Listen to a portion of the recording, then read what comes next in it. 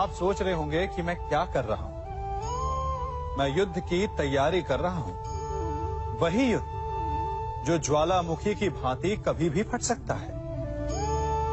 युद्ध वही जीतता है जो युद्ध में व्यतीत होने वाले समय से अधिक समय युद्ध की तैयारी में लगाए। जो योद्धा अभ्यास क्षेत्र में जितना अधिक समय देगा, रणभूमि में उतना ही कम रक्त बहेगा। एक सामान्य लौ और तीखी तलवार में अंतर यही है कि एक तीखी तलवार को कड़ी अग्नि परीक्षा से होकर जाना पड़ता है। लौहकार की मार खानी पड़ती है। एक तलवार जितनी पीड़ा सहेगी, उसका वार उतना ही प्रबल होता है।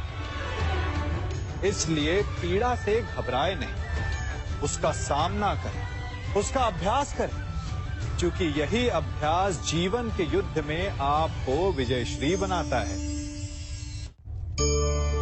जब मेघ छाते हैं तो क्या होता है?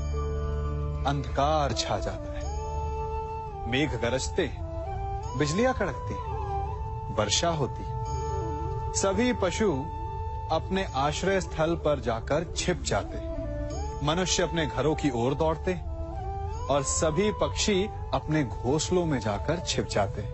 परंतु एक जीव है जो गरजते मेघों को, कड़कती बिजलियों को, भारी वर्षा को भी हरा देता है।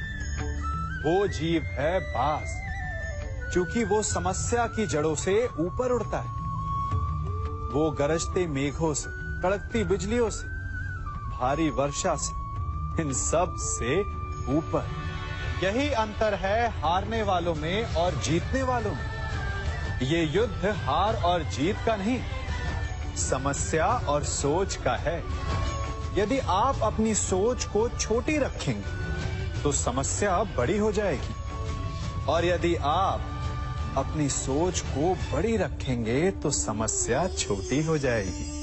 दो मनुष्यों के मध्य होता है, परंतु विजय सदैव एक ही मनुष्य को मिलती है। जबकि समान रूप से दोनों शक्तिशाली होते हैं, समान ज्ञान प्राप्त करते हैं।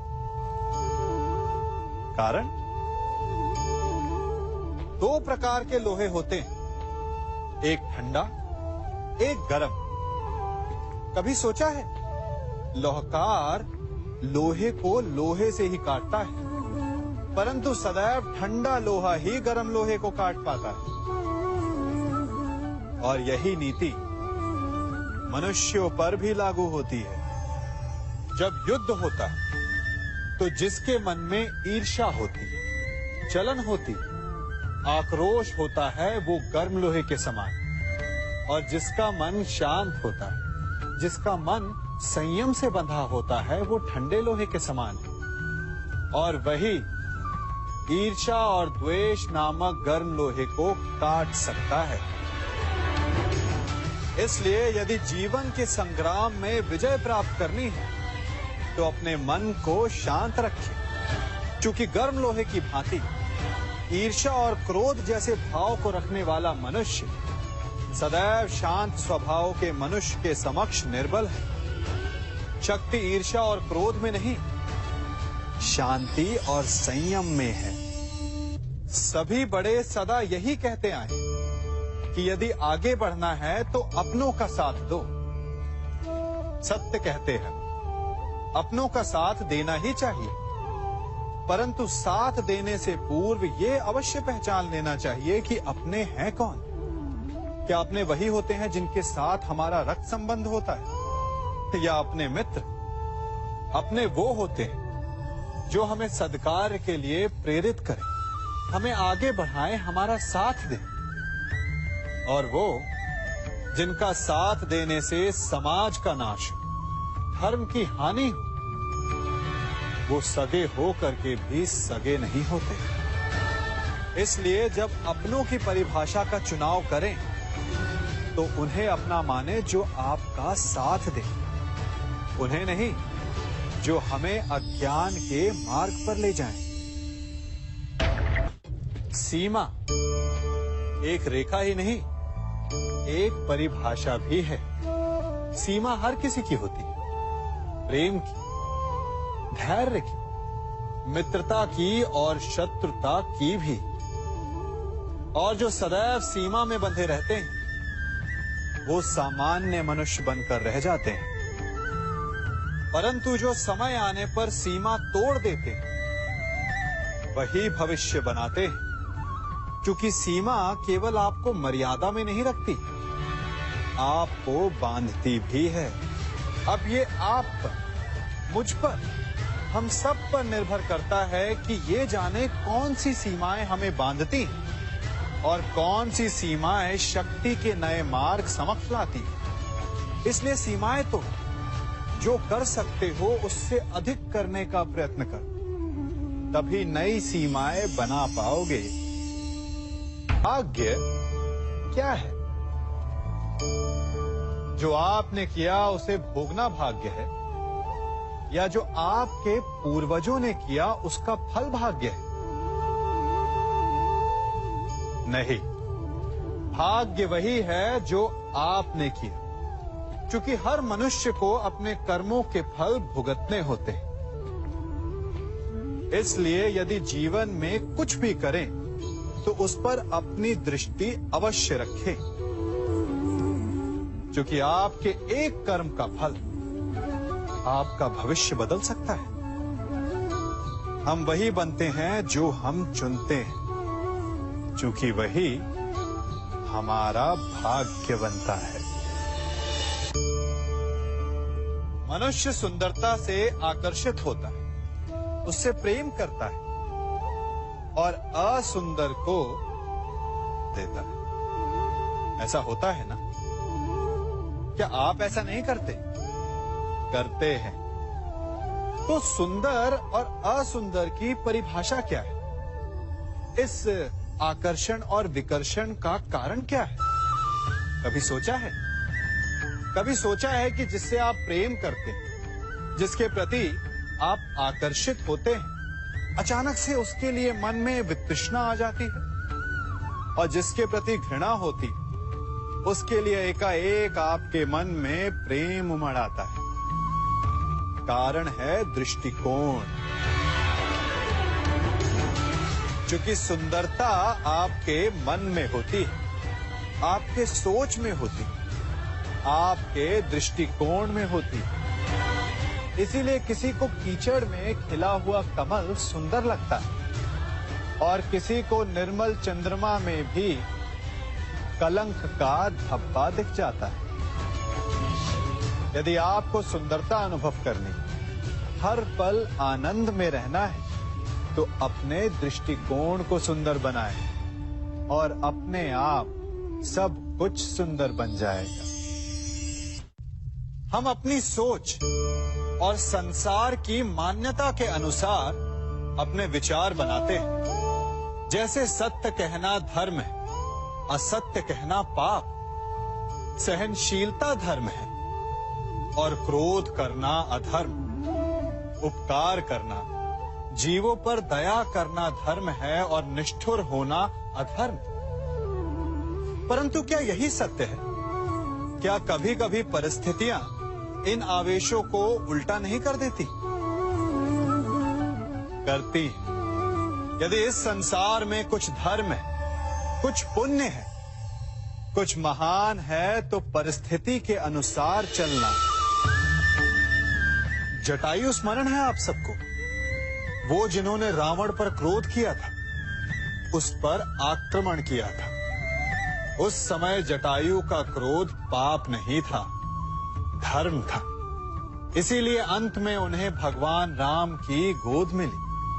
और कुछ ऐसे भी होते हैं जो धर्म को सहनशीलता समझकर हर अन्याय को सहते हैं और अंत में वो बाणों की शैया पाते हैं। यदि कोई पशु या व्यक्ति अकारण आक्रमण करके किसी निर्दोष के प्राण लेने की चेष्टा करे, तो उसके रक्षा हेतु उसका वध कर देना पाप नहीं, समय की मांग है। क्योंकि आक्रमण भी आत्मरक्षण ही है। यदि किसी दुष्ट की सहायता करने से सामान्य मनुष्य को कष्ट पहुंचे, पीड़ा पहुंचे, तो उसे सहायता ना देना ही धर्म है।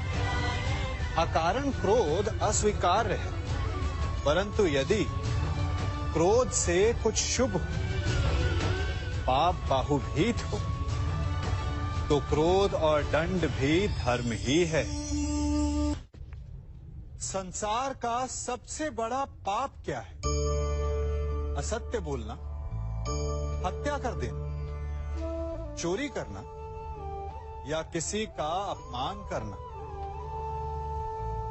संसार का सबसे बड़ा पाप है किसी निर्बल को सताना, और संसार का सबसे बड़ा दंड भी उस निर्बल के मुख से निकली हाय है।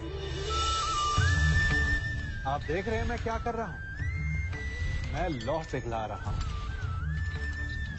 और ये लौह पिघलता है इस चमड़ी की बनी धूनकी से निकली हवा से। तनिक सोचिए, एक मृत पशु की खाल से बनी धूनकी इतने कठोर लोहे को भस्म कर सकती।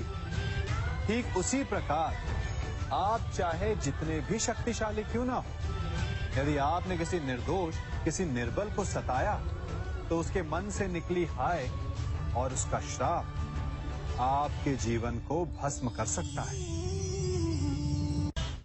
स्वर्ण सज्जन पुरुष और परोपकारी मनुष्यों की गति एक समान होती है। यदि स्वर्ण टूट जाए तो उसे गर्म करो, ताप दो, पिघल कर वो फिर से जुड़ जाता है।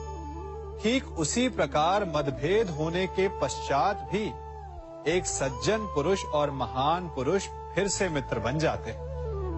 परंतु दुर्जन दुष्ट माटी से बने लोग उस पके हुए मटके के समान होते हैं कि जिनमें यदि एक बार दरार आ जाए तो वो स्वयं ही स्वयं का सर्वनाश कर लेते हैं। इसलिए मित्रता केवल सज्जनों से ही करें ताकि मतभेद ना हो। दुष्टों का समूह अपना नाश स्वयं ही कर लेता है। यदि कोयले की खान में जाओ तो चाहे जितनी भी सावधानी बरतो, अपने वस्त्रों पर कालिख लग ही जाती है।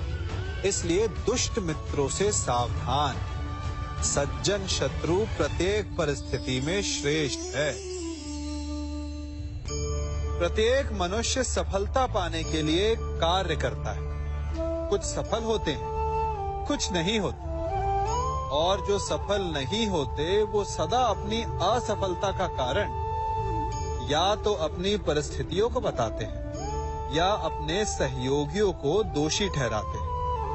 परंतु क्या वास्तविकता में ऐसा ही होता है? क्या कोई परिस्थिति या कोई व्यक्ति किसी की असफलता का कारण बन सकते हैं? उत्तर हाँ भी है और ना भी। कैसे? आप इस तितली को देख रहे हैं? आपने एक मक्खी को भी देखा होगा। प्रकृति ने दोनों को समान गुण दिए हैं रस पान करने का। एक तितली फूलों पर जाकर उसका रस लेती और इस अवस्था में नए फूल खिलने की व्यवस्था भी करती है, और मक्खी घाव पर बैठती है, घाव को सड़ाती है और रोग भी फैलाती है। यदि इसमें किसी बात का अंतर है तो केवल सोच का। यदि आप उचित मार्ग चुनेंगे तो आपको सफलता मिलेगी, आप में उत्साह बढ़ेगा, और यदि आप अनुचित मार्ग चुनेंगे तो आपको असफलता मिलेगी, निराशा मिलेगी। अब उचित मार्ग चुनना है या अनुचित मार्ग, ये निर्णय तो आप पर निर्भर करता है। मनुष्य सदा भला बुरा, खरा खोटा, सत्य असत्य की बातें करता है। सत्य को अच्छा मानता है और असत्य को बुरा। परंतु क्या आपने कभी ये सोचा है कि प्रत्येक वस्तु, प्रत्येक भाव का एक महत्व होता है? दोनों ही एक दूसरे के पूरक होते हैं। यदि काला रंग नहीं होगा तो क्या श्वेत रंग की आभा का अनुभव होगा? यदि असत्य नहीं होगा तो क्या सत्य के महत्ता का ज्ञान होगा? यदि बुरा नहीं होगा तो क्या भले पर आपको विश्वास होगा? कुछ महत्वपूर्ण है तो दोनों के मध्य का संतुलन। बुरी से बुरी वस्तु, समय या भाव, कोई ना कोई स्वयं में शुभ छिपाए रखती है। कभी काले गरजते मेघों को देखा है? उसके किनारे भी एक स्वर्णिम आभा होती है। उसी प्रकार यदि आपके जीवन में बुरा समय आए तो आपको अपने सच्चे मित्रों की पहचान हो जाती है। तो बुरे समय में निराश ना हो, उसमें भी कुछ शुभ खोजने का प्रयास करें और धीरे धीरे सब कुछ आपके जीवन में स्वतः शुभ हो जाएगा। संसार में सबसे महत्वपूर्ण क्या है? दृष्टि या दृष्टिकोण, समझ या सोच? सामान्यतः मनुष्य की दृष्टि और सोच में अधिकतर वो वस्तु, वो घटनाएं, वो भाव श्रेष्ठ हैं जो हमें आनंद दे, और जो हमें आनंद नहीं देते उन्हें हम दुखदाई मान लेते हैं। परंतु दृष्टिकोण और सोच को यदि एक भिन्न कोण से देखें तो परिस्थितियां भिन्न सिद्ध हो सकती हैं। जिस प्रकार भीषण गर्मी हमें सुहाती नहीं, परंतु वही गर्मी सागर और नदियों के जल को वाष्पित करती है और हमें मनोरम वर्षा का आनंद देती है, उसी प्रकार भीषण परिश्रम के पश्चात हमें सफलता मिलती है। वर्षा के पश्चात हमें हमारा लक्ष्य मिलता है। तो सदा स्मरण रखिएगा कि दुख और पीड़ा से भागे नहीं, क्योंकि यही भविष्य में आने वाले सुख का मूल है। जब भी आपने यात्रा की होगी तो अवश्य अपने मार्ग के आसपास कुछ रिक्त स्थान देखे होंगे, कुछ खेत देखे होंगे, कोई ना कोई भूमि का टुकड़ा अवश्य देखा होगा। कुछ स्थान ऐसे होते हैं जहां पेड़ लगे होते हैं, जहां माली बड़े प्रेम से उन्हें बोता है, उन्हें सींचता है।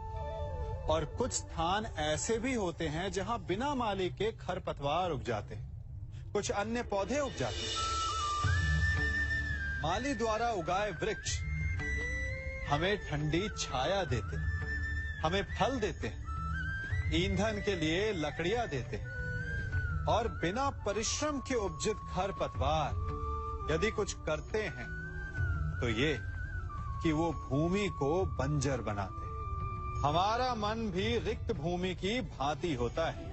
यदि अपने परिश्रम से उसमें सुविचारों के बीज डालोगे तो फलदायक विचार उपजेंगे, और यदि उसे रिक्त छोड़ दिया तो खरपतवार की भांति अनुपयोगी विचार आपके मन को अपना घर बना लेंगे, आपके मन को मैला कर देंगे, उसे बंजर कर देंगे।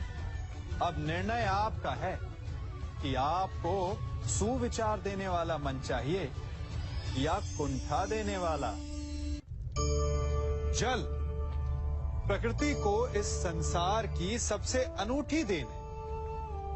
वो महासागर में भी मिलता है और मीठे तालाब में भी, वो पवित्र गंगा में भी होता है और दुर्गंध आती नाली में भी।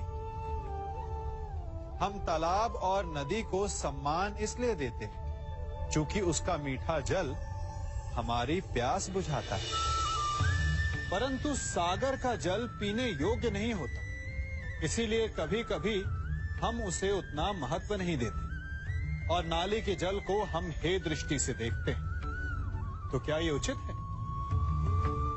हमारे संबंध भी इसी जल की भांति होते हैं। जिस संबंध से हमें लाभ ना हो उससे हम दूर हो जाते हैं। कभी ईर्ष्या के कारण, कभी अहंकार के कारण उस संबंध को तोड़ देते हैं। तो क्या संबंध को तोड़ देना उचित है?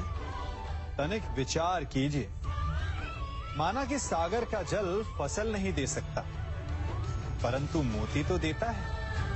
माना कि नाली का गंदा जल हमें किसी भी कार्य के लिए उपयुक्त ना लगे, परंतु वो भी कहीं लगी अग्नि को बुझा सकता है। ठीक इसी प्रकार प्रत्येक संबंध कहीं ना कहीं किसी न किसी परिस्थिति में उपयोगी हो सकता है।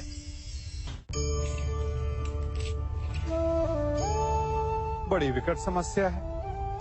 मुझे स्मरण ही नहीं हो रहा कि इस गुच्छे की कौन सी चाबी इस ताले को खोलेगी। बड़ी देर से प्रयास कर रहा हूं, परंतु ये ताला खुल ही नहीं रहा।